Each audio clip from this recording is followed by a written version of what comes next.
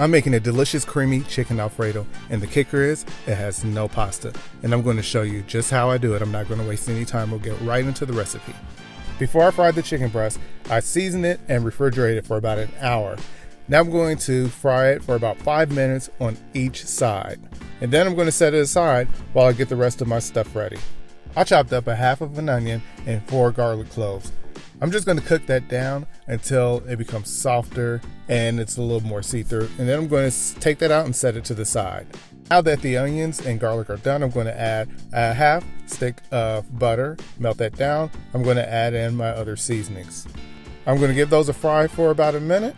And then I'm going to add in my chicken stock, which is going to be 1/4 cup. And then I'm going to add in 1/4 cup of sun-dried tomatoes.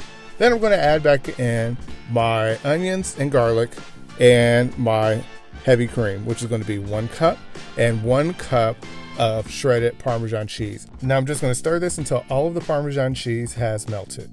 Once the Parmesan cheese is melted, it is then going to be time for me to add back in the chicken. So I'm adding in the chicken back into the skillet. Part of the reason for adding the chicken back is I want to make sure that the chicken is completely cooked all the way through. So I'm going to cover and simmer it for about 10 minutes.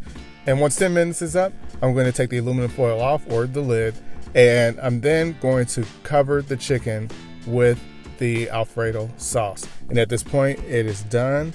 And you can serve it immediately. And I'm going to tell you, it is absolutely delicious. And you're going to want to serve this every time. Your family is going to love it. After I get done spooning the Alfredo sauce over the chicken, there's going to be plenty of sauce left over. So what I like to do is to put some on the side for me to dip the chicken into when I cut into it. It's absolutely delicious.